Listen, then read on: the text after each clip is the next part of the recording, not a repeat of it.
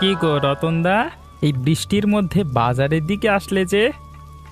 বৃষ্টির মধ্যে শুধু আমি একা এসেছি নাকি? তোমরাও তো বৃষ্টির মধ্যে বাজারে এসেছো। সে তো এসেছি, কিন্তু জানতে চাচ্ছি কেন বৃষ্টির মধ্যে বাজারে এলে? আর তোমার হাতে তো দেখছি একটা থলে, ওই থলের মধ্যে কি বা নিয়ে যাচ্ছ? মেয়েটা কদিন ধরে মাংস খাবে বলে বায়না ধরেছে। বললাম পরে এনে দেব, কিন্তু তার কান্না কোনোভাবেই থামানো গেল না। সে এই বৃষ্টির মধ্যে মাংস ভাজা খাবেই খাবে। মেয়ের কথা, বর্ষার মধ্যেই তার মাংস ভাজা চাই। মেয়েটা হয়েছে জেদি, বর্ষা শেষ হলে মাংস নিয়ে গেলে তখন আর খাবে না। তাহলে তো তোমার আয় রোজগার ভালোই, হ্যাঁ? আমরা দুমুঠো ভাত খেতে পারি না ঠিক মতো, তুমি মাংস কিনে খাচ্ছ? তেমন কোনো ব্যাপার নেই, মেয়ের জেদ, তাই বাধ্য হয়ে কিনতে হলো। আমরা বাধ্য হয়ে তো মাংস কিনতে পারি না। তুমি মাত্র মেয়ে একটু জেদ করেছে বলি সেই জন্য মাংস কিনে নিয়ে যাচ্ছ। বাবা বাবা বাহ! ছেলে মেয়ে হয়নি তো কিভাবে বুঝবে? আগে ছেলে মেয়ের বাবা হও, তখন বুঝবে বাবা হওয়ার যন্ত্রণা কতটুকু। বৃষ্টি তো আস্তে আস্তে বাড়ছে, আমি তাহলে গেলাম। হ্যাঁ,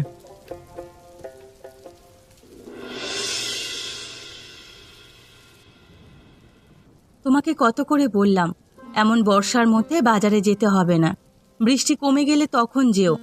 সেই তো আমার কোনো কথাই শুনলে না, ভিজেই তো ফিরলে। গিয়েছিলাম তো ছাতা নিয়েই, বৃষ্টি হঠাৎ এমন করে বেড়ে গেল, ছাতা কিছুই মানল না। এমনভাবে বাতাস এবং বৃষ্টি বইতে শুরু করলো, মনে হচ্ছে ছাতা সহ আমাকে উড়িয়ে নিয়ে যাবে। সেই জন্য তো বললাম এই ঝড় বৃষ্টির মধ্যে বাইরে বের হইও না। দেখোনি মেয়েটা কত করে জিদ করেছে।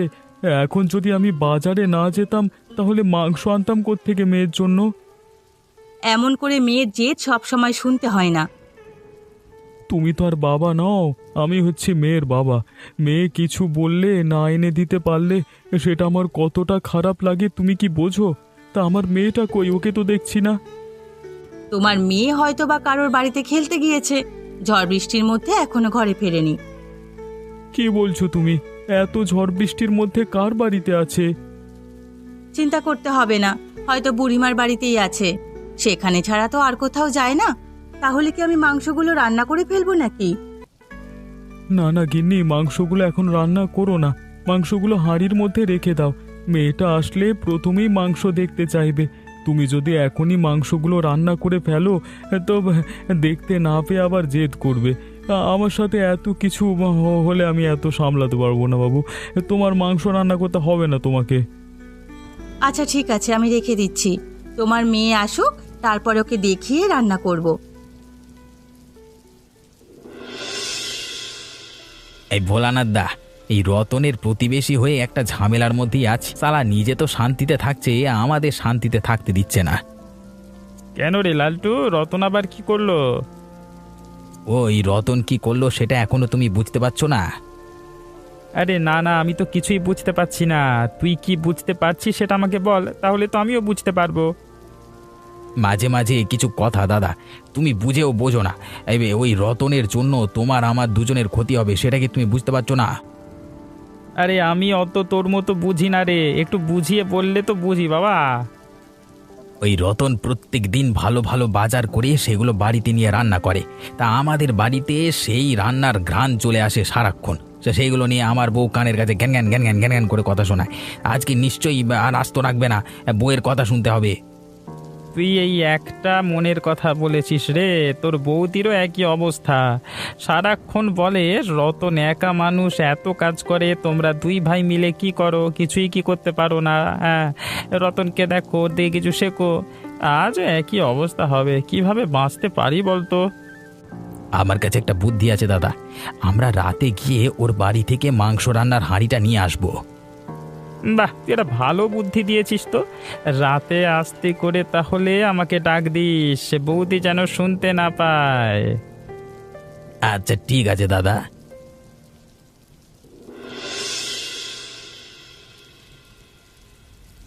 আমার বাবা কত ভালো বাবা, দেখেছো মা?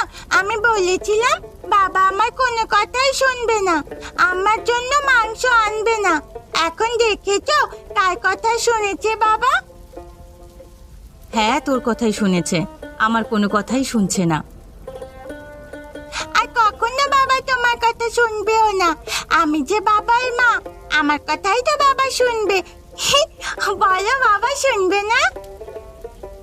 তুমি তো আমার মা, তোমার কথা না শুনে আমার উপায় আছে বলো? তোমার কথা তো আমার শুনতেই হবে। হ্যাঁ বাবা, তুমি আর আমি এক দলে। মায়ের কথা তুমি কখনো শুনবে না। আমি হচ্ছি তোমার বড় মা। এখন থেকে তুমি আমার সব কথা শুনবে। হ্যাঁ হ্যাঁ শুনবে। আনে এখন তুই বল মাংস খাবি কিনা? মাংস রান্না তো প্রায় হয়ে এসেছে।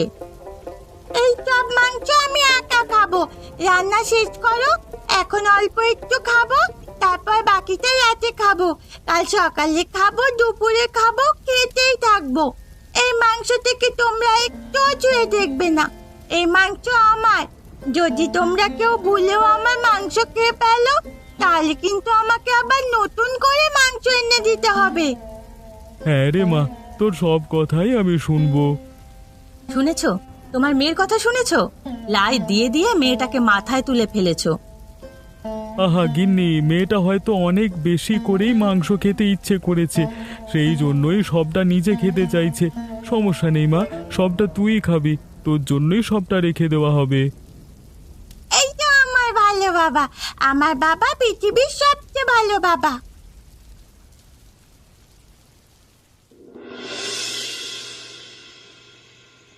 তোকে বললাম আমরা গভীর রাতে মাংসের হাঁড়ি চুরি করতে আসবো, আর তুই সন্ধে রাতে আমাকে কেন নিয়ে আসলি এখানে মাংস চুরি করবার জন্য? তুই কি চাস আমরা দুজনেই এখান থেকে মানে ধরা পড়ে যাই এখন?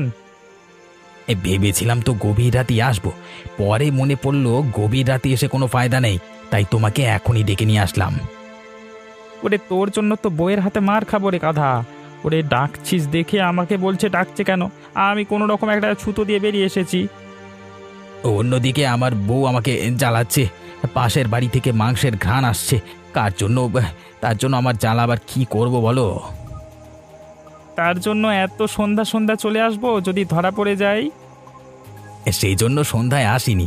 যদি রাত করে আসি, দেখা যাবে মাংস সব ওরা খেয়ে ঘুমিয়ে আছে, তখন এসে খালি হাতে ফেরত যেতে হতো, কোনো মাংসই পেতাম না। তার জন্যই বুদ্ধি করে সন্ধ্যায় চলে আসলাম। ও আচ্ছা, এই ব্যাপার। এতক্ষণে তাহলে বুঝতে পারলাম। তুমি আমার বড় হয়েছো ঠিক, তবে তোমার মাথা ভর্তি বুদ্ধি হয়নি দাদা।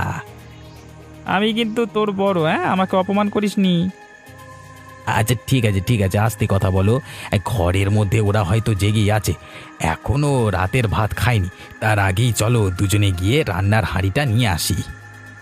চল চল, তবে আস্তে আস্তে সাবধানে যেতে হবে আমাদের। হ্যাঁ হ্যাঁ হ্যাঁ, সাবধানে এসো।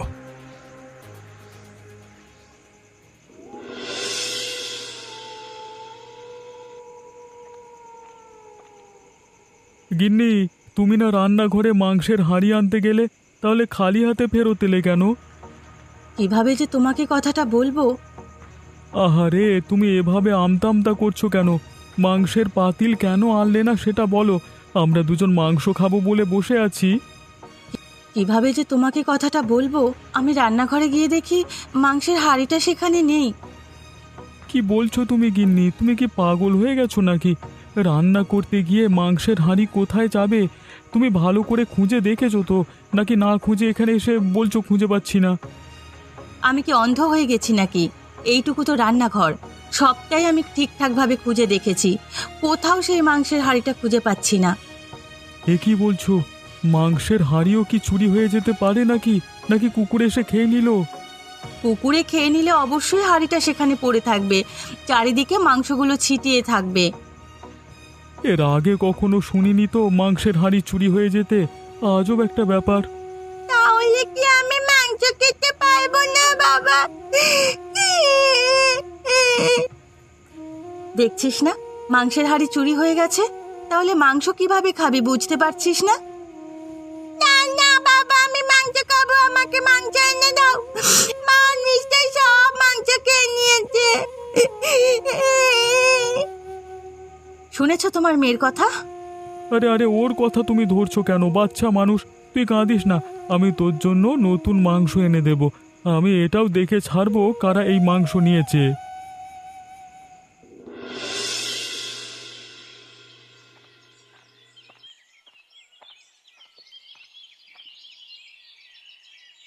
রতন দা, ও রতন দা, বাড়িতে আছো নাকি? কে গো? এই সাত সকালবেলা কে ডাকছে আমাকে? আমি অমিতের বউ রাধিকা।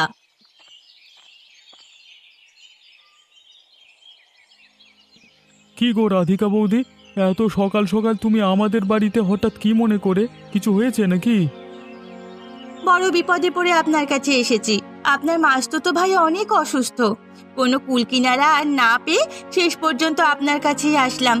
এছাড়া তো আর কোনো উপায় ছিল না। কি বলছো? অমিত এত অসুস্থ? আমি তো তা জানি না। তোমাদের আরো আগে আমাকে জানানো উচিত ছিল। আমি থাকতে তোমরা এত চিন্তা করছো কেন? আরো আগে আপনাদের জানানো উচিত ছিল, কিন্তু তখন অত বেশি অসুস্থও ছিল না, এই জন্য আপনাদের জানাইনি। এখন অবস্থা আগের চেয়ে আরো একটু খারাপ হয়ে গেছে। কোনো সমস্যা নেই, আমার এখানে এসে ভালোই করেছো। আমি থাকতে তোমাদের আর কোনো চিন্তা নেই। যা দরকার আমি বুঝবো। অমিত তো আমারই ভাই, মাসতুতো ভাই হয়েছে তাতে কি, ভাই তো ভাই হয়। আপনাদের ভরসাতেই এখানে এসেছি। কোনো সমস্যা নেই, তবে আমি বর্তমানে একটু ঝামেলার মধ্যে আছি। কি ঝামেলা? কি ঝামেলার মধ্যে আছি সেটা তোমাকে পরে বলবো। আপাতত আমি অমিতকে দেখতে সেখানে যেতে পারবো না, পরে সেখানে যাব। তোমার যে সাহায্য দরকার সেই সাহায্য এখন আমি করছি। তুমি যাও, ওখানে গিয়ে ওর চিকিৎসা করাও। আপনাকে যে কি বলে ধন্যবাদ দেব দাদা। ধন্যবাদ দিতে হবে না, ঘরে তোমার বৌদি আছে, যাও খেয়ে দে তারপর যেও।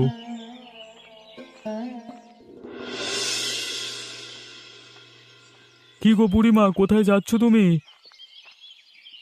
জানিসই তো আমার নির্দিষ্ট কোনো জায়গা নেই। যেখানে যাব আমার কাজ হচ্ছে সারা গ্রাম ঘুরে বেড়ানো, মানুষের খবর নেওয়া। এছাড়া আমার আর কোনো কাজ নেই। তা তুই কোথায় যাচ্ছিলি রতন?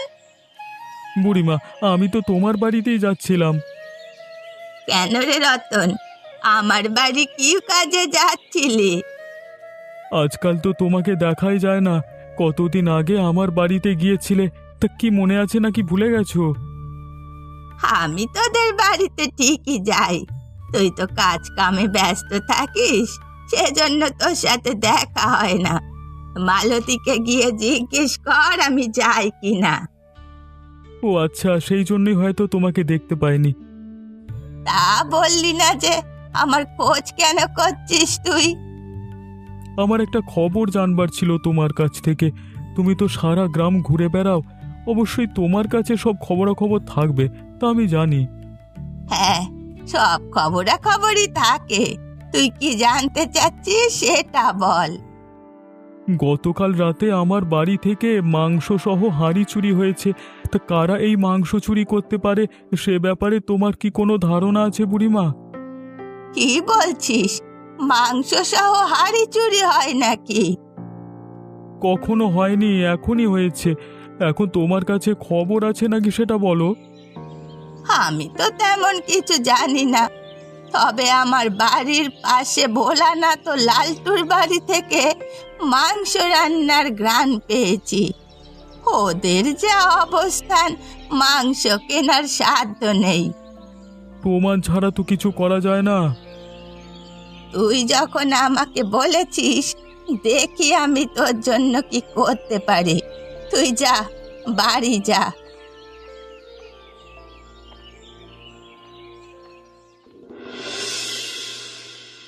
গ্রামবাসী সবার হঠাৎ করে কি হলো কিছুই তো বুঝতে পারছি না। আমাদের সাথে এমন আচরণ করছে কেন? কি বলছো দাদা তুমি? আরে আমারও তো একই অবস্থা। এই জন্যই তো আমি তোমার সাথে কথা বলতে চাচ্ছিলাম। হঠাৎ করে কি যে হয়ে গেল, কেউ তো আমাদের দোকানে আসছে না, আমাদের দোকান থেকে কিছুই ক্রয় করছে না। আমি তো কিছুই বুঝতে পারছি না। গ্রামবাসী সবাই আমাদের এড়িয়ে চলছে। যারা আমাদের সব সময়ের খদ্দের ছিল, এখন দেখছি তারাও আমাদের দোকান থেকে দূরে দূরে সরে যাচ্ছে, অন্য দোকান থেকে জিনিসপত্র ক্রয় করছে। আমারও একই অবস্থা দাদা। এমন চলতে থাকলে আমাদের অবস্থা যে নাজেহাল হয়ে যাবে। সামান্য এই দোকানদারি করেই তো আমাদের সংসারটা চলছে। যদি কোনো মতে দোকানগুলো বন্ধ হয়ে যায় তাহলে গিন্নিদের কথায় বাড়িতে আর থাকা যাবে না। আর বলিস না রে লালটু, গ্রামবাসী সব আচার আচরণ আমার উপর মাথার উপর দিয়ে যাচ্ছে। মাথার মধ্যে কিছুই তো ঢুকছে না। তোমার মাথায় না ঢোকারই কথা। তোমার মাথা তো এমনিতেও মোটা, সহজে কিছু ঢোকে না। আবার তুই শুরু করলি। এমনিতেই ঝামেলার মধ্যে আছি, তার মধ্যে তোর আবার এই বকবকা নিয়ে উল্টো পাল্টা কথা। যা, তোর সাথে কোনো কথাই বলবো না।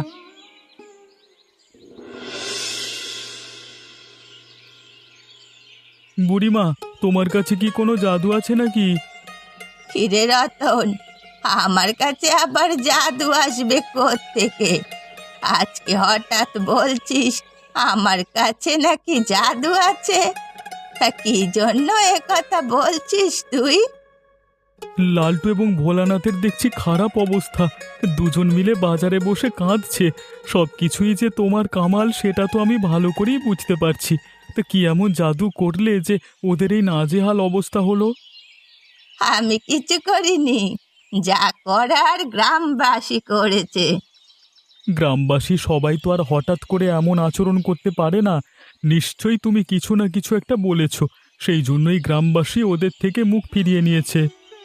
আমার তো কাজই হচ্ছে সত্যের পথে থাকা, অন্যায়কে খুঁজে বের করা। সেজন্যই আমি দেখছি কিভাবে গর্ত খুঁড়ে অন্যায়কে টেনে বার করতে পারি। তুমি ওদের এই হাল কি করে করলে বুড়িমা, বলো তো আমাকে একটু। আমি তেমন কিছুই করিনি। গ্রামে সবার কাছে তোর বাড়ি থেকে যে মাংসের হাঁড়ি চুরি হয়েছে সেটা ছড়িয়ে দিয়েছি। বাকি কাজ আর আমায় কিছুই করতে হয়নি, সব গ্রামবাসী করেছে। তুমি যে কি দিয়ে কি করো না বুড়িমা, আমরা কিছুই বুঝতে পারি না, শুধু অবাক হয়ে যাই। তুমি একদম ঠিক বলেছ গিন্নি। আমাদের কাছে যে কাজ খুবই কঠিন, বুড়িমার কাছে সেই কাজ খুবই সহজ। সেটাই তো দেখছি, বুড়িমা সহজে ভোলানাথ আর লালটুকে কাবু করে ফেলেছে। বেচারাদের এমন খারাপ অবস্থা যে দেখে আমারই হাসি পাচ্ছে। সবে তো মাত্র শুরু, হাতে কোনো একটা প্রমাণ আসুক, তারপর আসল খেলা জমবে। তোরা শুধু দেখতে থাক আমি কি করি। শেষ অবধি তুমি এসেছো রতনদা। আমি তো তোমার জন্যই অপেক্ষা করছিলাম, কখন তুমি আসবে, তোমাকে দেখবো আর দুটো কথা বলবো। হ্যাঁ অমিত, আমি এসেছি। হ্যাঁ, আপনি ভাবতেও পারবেন না দাদা, আপনাকে দেখার জন্য কতটা ব্যাকুল হয়েছিল। বারবার আমাকে আপনার কথা জিজ্ঞেস করছিল। পরে বলতে লাগলো আপনি হয়তো আর আসবেন না। আমি এত করে বলছি রতনদাকে খবর পাঠিয়েছি, তুমি চিন্তা করো না, তিনি চলে আসবেন। তাও আপনার ভাই আমার কোনো কথাই শুনছিল না, বারবার বলছিল তুমি যাও, গিয়ে রতনদাকে নিয়ে এসো। কিরে অমিত, তুই এত পাগলামি করেছিলিস কেন? অসুস্থ শরীর নিয়ে তোর এত পাগলামি কিন্তু ঠিক হয়নি। আমি কি করব দাদা বলো, এই দুনিয়ায় আপন বলতে শুধু তোমরাই আছো। আমার অবস্থা তো তেমন একটা ভালো নয়, তাই জন্যই বারবার তোমাকে দেখতে ইচ্ছে করছিল। আমি চলে এসেছি, তোর কোনো চিন্তা করতে হবে না, তুই সুস্থ হয়ে যাবি রে। ওই দিনে আসতাম, বাড়িতে একটা ঝামেলা হয়েছে সেই জন্য আসতে পারিনি। কি ঝামেলা দাদা? তোর ভাগ্নি নেহা মাংস খাবে, মাংস এনে দিলাম। কারা জানি রাতে সেই মাংসের হাঁড়ি সহ চুরি করে নিয়েছে, তাই চোর ধরবার চেষ্টা করছি। শেষ পর্যন্ত বুঝি মাংসও চুরি হচ্ছে। তোমাকে একটা কথা বলবো দাদা। বল না, কি বলতে চাস? কদিন ধরে আমারও বড় মাংস খেতে ইচ্ছে করছে। আহা, সমস্যা নেই, তুই সুস্থ হ, তারপর আমার বাড়িতে আয়, দুই ভাই মিলে পেট ভরে মাংস খাবো। তোকে তো বললাম বাড়িতে একটু ঝামেলা আছে, তোর যা দরকার আমি দাদিকে দিয়ে যাচ্ছি, কোনো চিন্তা করবি না, সুস্থ হয়ে যাবি রে। আর সুস্থ হয়ে আমার বাড়িতে আসবি, কেমন? আচ্ছা আচ্ছা, ঠিক আছে দাদা।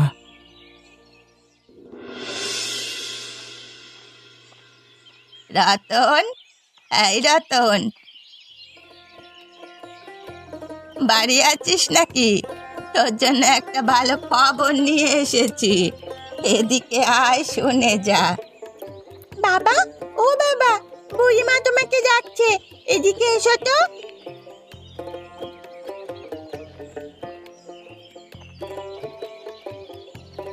কি গো বুড়িমা, তোমার মুখখানে এমন হাস্যোজ্জ্বল দেখাচ্ছে কেন? কি খবর নিয়ে এসেছো তা বলো। তোর জন্য একটা দারুণ খবর নিয়ে এসেছি। তবে সেই খবর শুনতে হলে আমাকে ঘুষ দিতে হবে। বলো বুড়িমা, তোমাকে কি ঘুষ দিতে হবে? আজকাল বুড়িমাও নাকি ঘুষ খায়। আমি তো সেই মাংস চুরির খোঁজ দিতে পারি, তবে বিনিময়ে আমাকে তোর বাড়িতে এই বর্ষায় নেমন্তন্ন করে ভাজা মাংস খাওয়াতে হবে। এই হচ্ছে তোমার ঘুষের নমুনা? আমি তো তোমাকে এমনিতেই নেমন্তন্ন করি বুড়িমা, তুমি আসল কথা বলো। তা তুই করিস, মজা করলাম আর কি। আমি ভোলানাথ আর লালটুর বাড়ি থেকে তোর চুরি হওয়া সেই মাংসের হাড়ি দেখেছি। ঘাটের মধ্যে হয়তো ওরা লুকিয়ে রেখেছে, নয়তো বা ধোয়ার জন্য রেখেছে। কি বলছো? তাহলে তো প্রমাণ মিলেই গেল। চলো চলো, সেখানে চলো। বাবা, আমাকেও নিয়ে চলো। যে চোরটা আমার এত স্বাদের মাংস চুরি করেছে তাকে আমি দেখব আর শাস্তি দেব। না না, তোর সেখানে যাওয়ার দরকার নেই, তুই বাড়িতে থাক। আরে মেয়েটা জেদ করছে, ওকে নিয়ে চলো, তুমিও চলো, সবাই মিলে সেখানে চলো। চল চল, দেরি করিস না।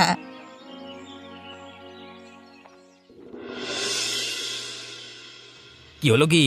তোমরা সবাই মিলে এভাবে আমাদের বাড়িতে জড়ো হয়েছো কেন? জড়ো হয়েছি কেন সেটা এখন বুঝতে পারছিস না? অন্যের বাড়ি থেকে মাংসের হাঁড়ি চুরি করতে তো ভালোই পারো, তা কেন এসেছি সেটা বুঝতে পারো না? এসব কি বলছো তোমরা? ফাও কথা বলো না। শুধু শুধু এখানে এসে আমরা যে তোমাদের বাড়ি থেকে মাংসের হাঁড়ি চুরি করেছি তার তার কি প্রমাণ আছে? প্রমাণ ছাড়া আমরা কোনো কাজ করি না হে। যাও তো বুড়িমা, প্রমাণটা নিয়ে এসো তো।